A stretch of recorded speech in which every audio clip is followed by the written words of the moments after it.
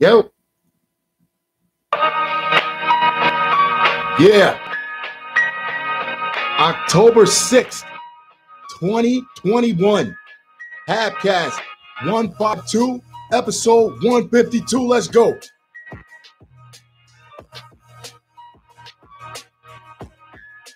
Happy hump day, y'all. Of course, I have a few things to share with you. An evening of reflection.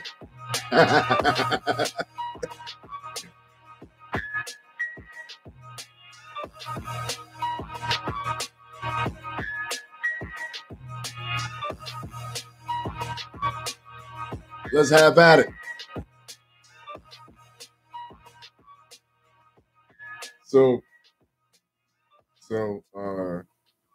Yo, do y'all be sleeping on the job?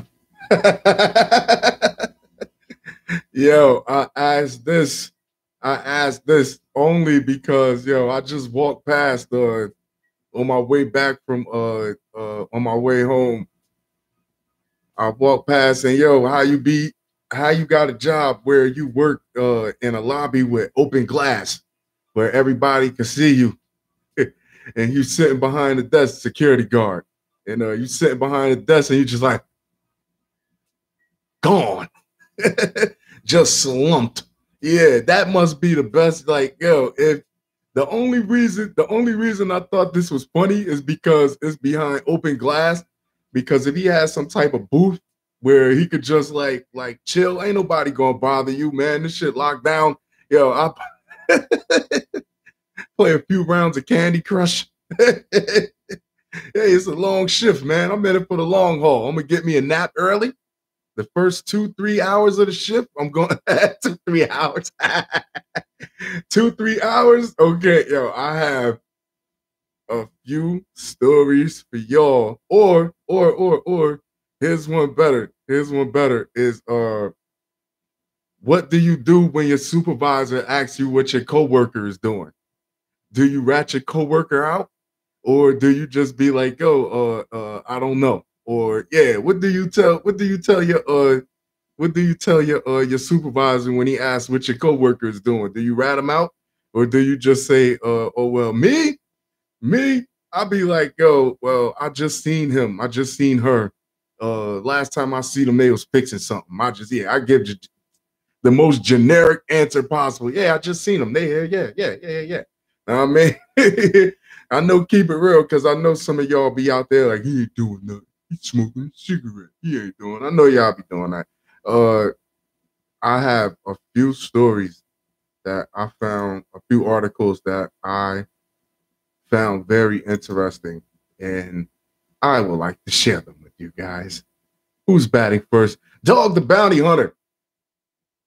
Dog the Bounty Hunter's daughter rips his search for Brian Laundrie as publicity stunt. Everybody's so now that just gives gas to what I've been talking about for like the past week, because only family will keep it 100 like that. Like, you really don't care about finding that boy. That's only family would say that. That's how you know it's true, when your family will come for you like that. Like, go chill out. You know you ain't trying to. Dog the Bounty Hunter's daughter rips his search for Brian Laundrie as publicity stunt. And if I'm not mistaken, he didn't invite his daughter to the wedding and all that, and she called him racist and all types. So they've been chippy with one another for a while now. A daughter of Dwayne, Dog the Bounty Hunter. How do you be racist with a name like Dwayne? What somebody had to do something to you later in life afterwards to a daughter of Dwayne, Dog the Bounty Hunter Chapman ripped his search for Brian Laundrie as a publicity stunt, which I think, come on, really? He needs to back off and let the FBI handle it. Cecily Chapman told the son of her reality TV star dad. Didn't say anything about him being a bounty hunter. He's a reality TV star. You gotta watch for the hidden. Dwayne Chapman joined the search for Laundrie, a person of interest in the Gabby Petito case last month, which I still don't know who invited him to join the join the hunt. One of Dwayne, Dog the Bounty Hunter Chapman's daughters, has slammed the reality TV star search for Brian Laundrie The sole person of interest, he's a suspect. Stop saying that. He's a suspect. In the case of Gabby Petito, as nothing more than a publicity stunt. It's just a stunt. That's really what it is. He needs to back off and let the FBI handle it. Yeah. Of her famed 68-year-old dad, the 28-year-old daughter added, to be completely honest with you, the FBI is never going to let Dog the Bounty Hunter catch Brian anyway. This is your family, man. At some point, you gotta weed through it to be like, okay, well, she just sounds bitter, but bitter people tell the truth too. Know what I mean? That's what. That's why people call it the harsh truth. Know what I mean? Like was reported, Laundry 23, the subject of a massive FBI-led manhunt, was reported missing by his family on September 17th, and it said the FBI is way too prideful to let Dog. So what do you say? They find him. They I don't know. They detain Dog when he gets too close, or they pull him off. Yeah. You've done enough. Get out of here. Right now, it's just fun for me. I would be like, because all he's doing is getting a whole lot of cuckoos calling in, and you're building more leads that are not solid. Like, yeah, you're saturating the case with too many leads because everybody just wants to talk to Dog. Yeah, I seen him. Yeah, I seen him. Yeah, and yeah, you're saturating. So you're getting a whole lot of empty leads that don't really go nowhere. You just getting a lot of people on the phone or on the internet or whatever that'll tell you anything just to get 2 minutes to say they talked to Dog or to say that they helped with the investigation. Like that's what I seen when I first heard that he was taking on that he was supposed to be helping. Like, who brought you here? Authorities have said that Laundry returned home to Florida on September 1st. I don't care about this. It's October 6th. I'm into Halfcast 152. And you're talking about what happened on September 1st. This is not new. I want to hear somebody said that they seen him, that they definitively seen him, that he brushed past them in a store. And when they looked around, it was him, like recently, like just now. I don't want to hear about what he was doing, how he vacationed with his family early in. He had in his summer, whatever the fuck he was doing way back when. Like, no, stop it. Next up. Facebook responds to whistleblower testimony, and it wasn't me. What they say, Mark Zuckerberg took the podium and just said, did not. You're tattling. That's not a whistleblower. This is a tattletale. Francis Hogan, a former product manager for Facebook, accused the company of being morally bad. Here's what I would do. If I find out that we're getting bad demographics, we're getting bad numbers on the algorithm, and I'm talking as a greedy businessman. We getting bad numbers on the algorithm. I would just not drop the app, right? That's not business, Nito. That's me having ethics. But I would just not drop the damn app. Next up. Or if I really wanted to be a scumbag, I would drop the update to the app. I would drop the add-on to the app and let me get that check for the first quarter and make the shareholders happy. And then after the first quarter of it being successful, I'll shut it down and say that we need to fix the bugs and that there's things wrong with it, things that I've been knew was wrong already. Then I'll go out to fix it. That's what I would do. Yeah, that's what I would do. Florida man killed fiancé, staged fake crime scene at Walmart parking lot. And I would say it is easy because that Walmart parking lot is a war zone. Like it is. You could easily get somebody that's 75 years old could shank you over a parking spot.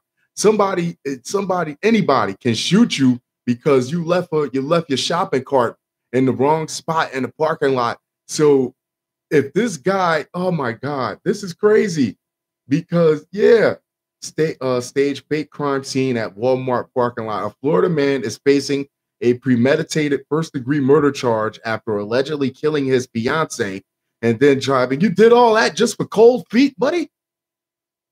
Yeah, she was a fiancée. You wasn't married already?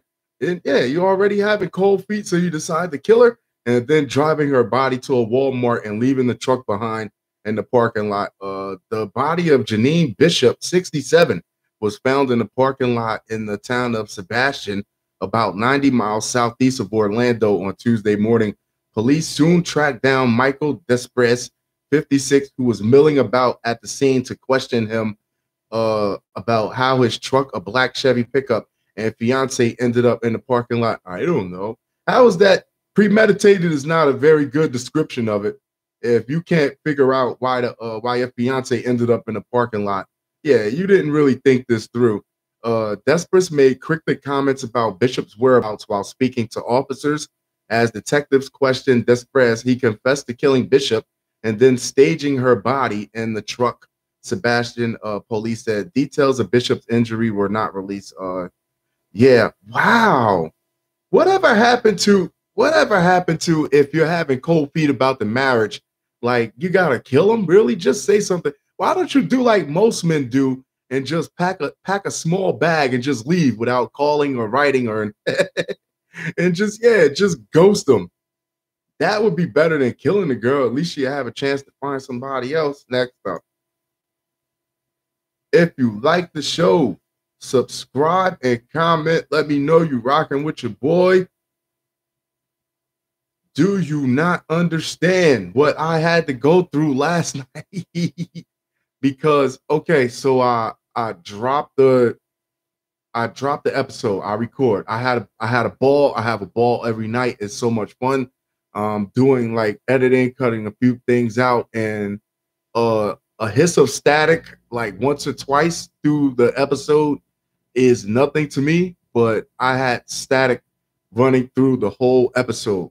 So I'm like, I can't drop this. This is how much I love you guys. I'm like, yo, I can't drop this. I know nothing about audio engineering. I just know that this is bad, because if I'm listening to it in my ears and it's to the point where I don't care what I'm saying, and I like it, I like my own shit. But if it's to the point where I can't, like the static, it got me like, I can't listen to this. So it doesn't matter what I'm saying. It doesn't matter what the content is that I got to do something to clean this up. So I went on YouTube and found a couple videos of how, now mind you, I have to be to work at 5 o'clock in the morning. It's already 1. Commitment.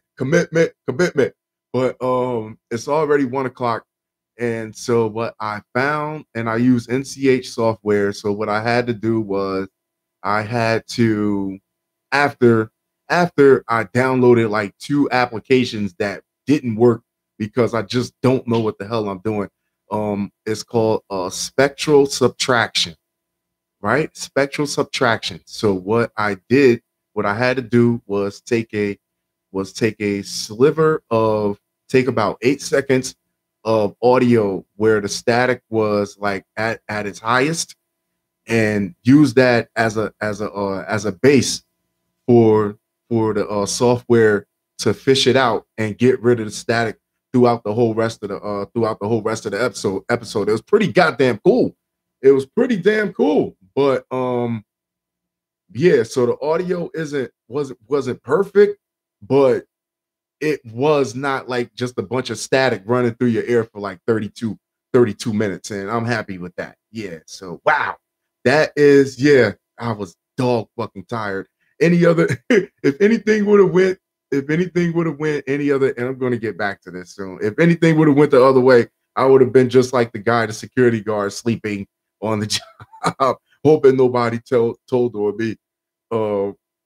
Next up, city worker rented out NYC funded hotel rooms meant for COVID quarantine and $400,000 scam. Damn. Yo, if there is a scam to be had, somebody is gonna find it. Yes. I looked ahead too. This girl's cute too. A road call center worker. Telemarketers always disgruntled. I don't give a fuck what the hell you do. A road call center worker turned city-funded hotel rooms for people exposed to COVID-19 into her own off-the-books lodging service. Yo, this is the real Airbnb right here.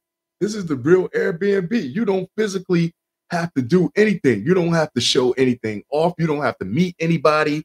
Everything is just digitally. I think she had the Cash App, pocketing money from illegal guests who threw raucous parties, turned up in a hotel and they say no vacancies because it's all filled up for sick people. It's supposed to be for the sick people and and people in their party, and that's messed up. I'm sorry.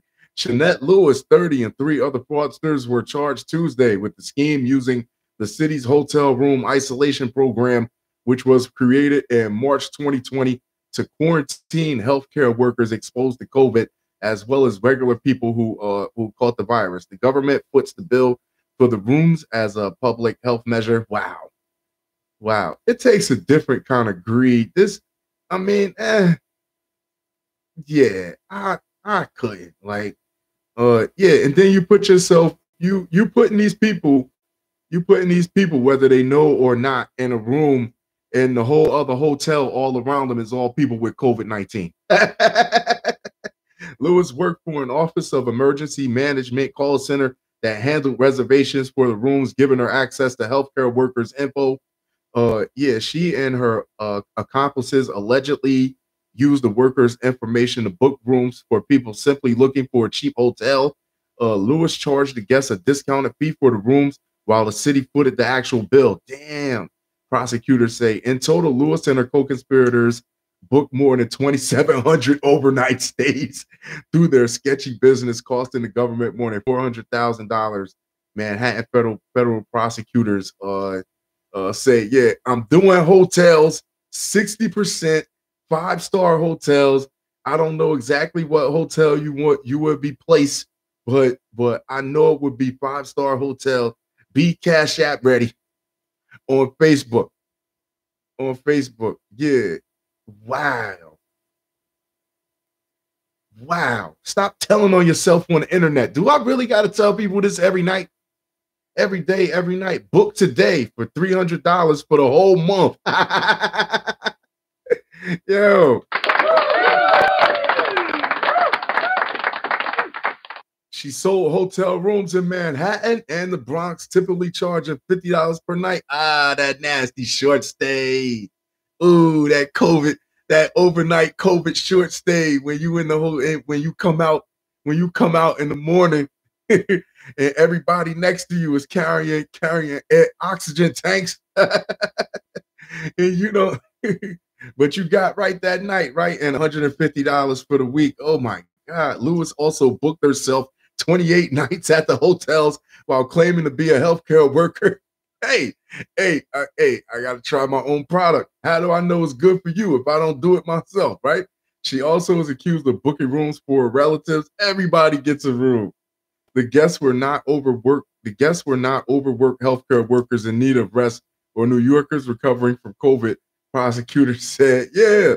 In various instances, those who bought fraudulently obtained program hotel rooms through large parties, sometimes even engaged in, motherfuckers getting drunk in a free hotel room, and you think they not gonna tear nothing up? You think you ain't gonna find a pair of panties swinging from the ceiling fan? Get it together. In private messages, Lewis allegedly admitted she was swiping healthcare workers' private information for the hotel room racket. Damn, I stole some doctor numbers and emails I was writing down. She on Facebook telling the whole shit.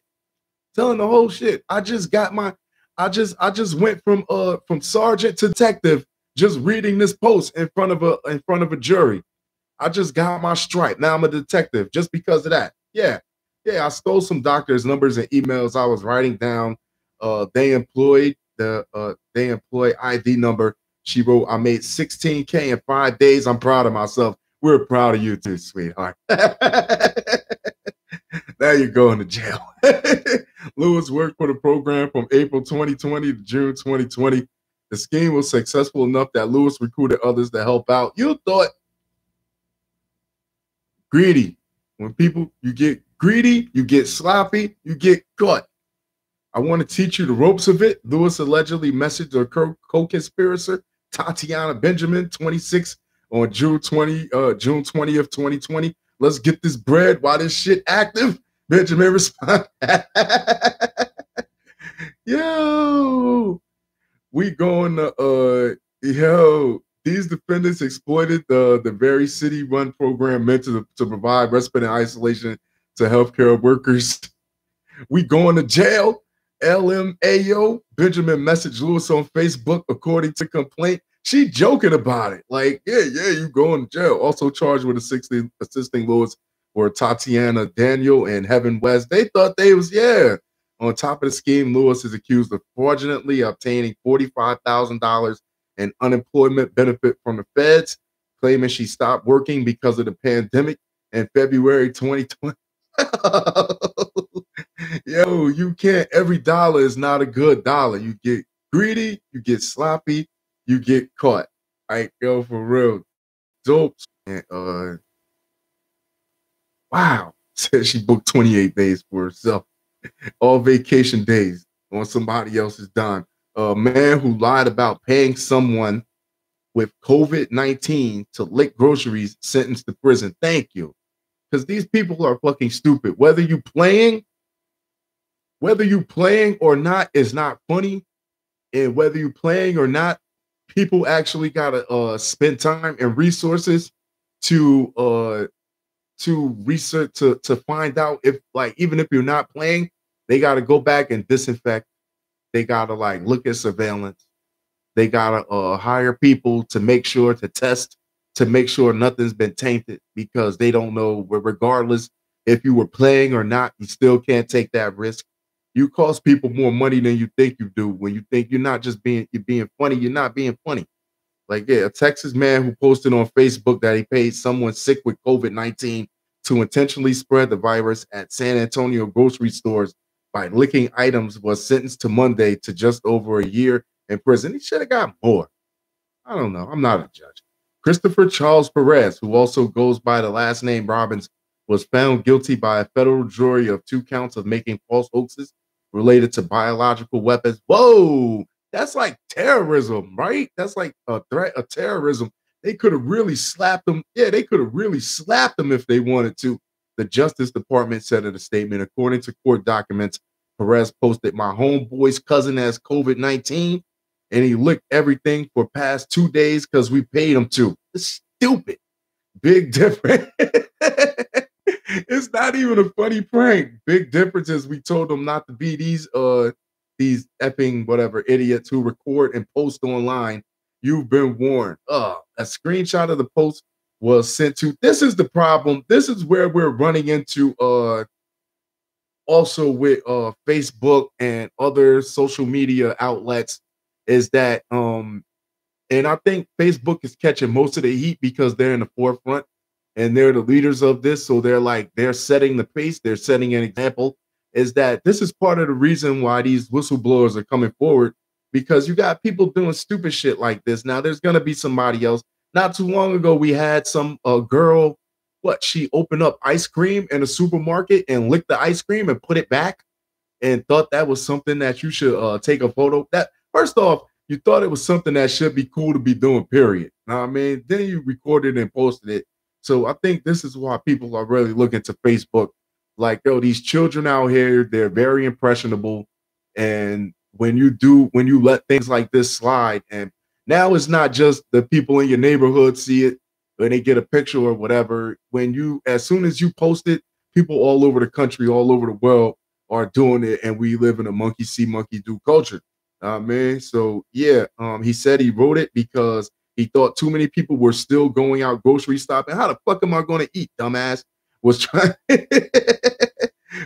to, I'm not going to McDonald's. You get shot at McDonald's. At least I take my chances. You get shot at McDonald's and you get killed in the Walmart parking lot. At least I can take my chances in a grocery store. You ruined that for me. Shit. Was trying to scare people from the stores in order to stop them from spreading the virus, to keep people safe. You dumbass. Court documents state he added that he did not know anyone who had the coronavirus added to the doc. You don't have to know anybody. Investigators also determined that the post was a hoax, but U.S. Attorney Ashley C. Hoff said trying to scare people with a threat of spreading dangerous disease is no joking matter. That's like a terroristic threat. Yeah, this office takes seriously threats to harm the community and will prosecute them to the full extent of the law, Hoff said in a statement. You know what they should do? they should just like give him a cell with a killer. Give him a cell with a killer. Yeah, and just for that whole year, just have that guy do some scared straight shit. Yeah, you keep your hands in my pocket. Don't you go nowhere. When that cell opens, in addition to time in prison, Perez was ordered to pay $1,000. Yeah, which is the same $1,000 he probably paid the idiot to lick the beaters. Or yo, fun show, fun show, fun show, fun show. I love it. That being said, I'm going to wrap this up.